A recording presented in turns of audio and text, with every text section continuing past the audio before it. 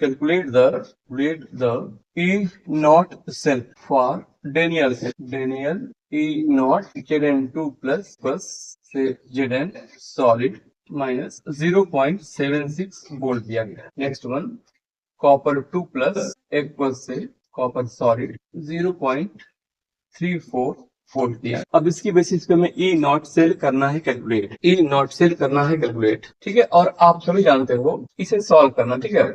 तो आप जानते हो E naught cell is equal to होता है E naught C minus E naught A, ठीक है. फार्मूले में एक चीज आपको याद रखना बेटा, ये क्या है?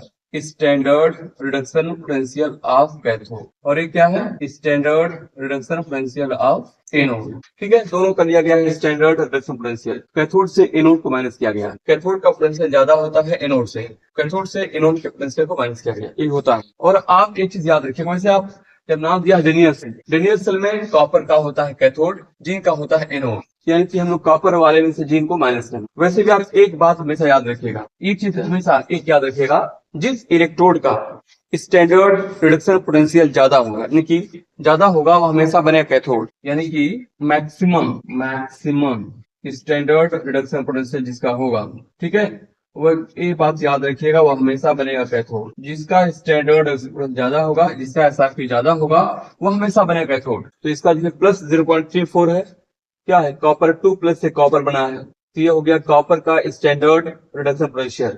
ये कॉपर 2 प्लस से कॉपर मतलब रिडक्शन का इक्वेशन है ना, और ये ई नॉट का मतलब होता है standard electro potential, standard electro potential है.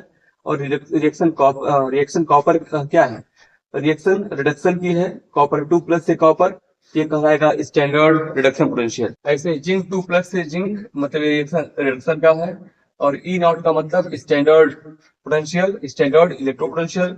ये रिडक्शन हुआ है तो इसका नाम है स्टैंडर्ड रिडक्शन पोटेंशियल.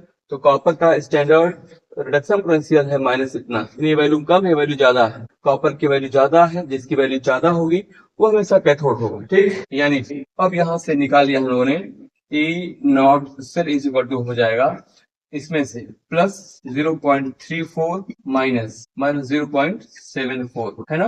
अब इन दोनों को ऐड कर लें, ठीक है. तो क्या हो जाएगा? वोल्ट आप कैलकुलेट करेंगे, जाएगा 1.1. ये है बेटा इसका. एक बात याद रखना, ई नॉट सेल की वैल्यू और किसी सेल के लिए ई नॉट सेल की वैल्यू जो आएगी वह ऑलवेज पॉजिटिव आएगी, और पॉजिटिव आ रही है इसका मतलब सेल यह क्या है? स्पॉन्टेनियस सेल, सेल वर्किंग है. तो ई नॉट सेल की वैल्यू अगर पॉजिटिव नहीं आ रही, इसका मतलब कहीं गलती कर रहे हो आप कैलकुलेशन में. ये तरीका है पहचानने का.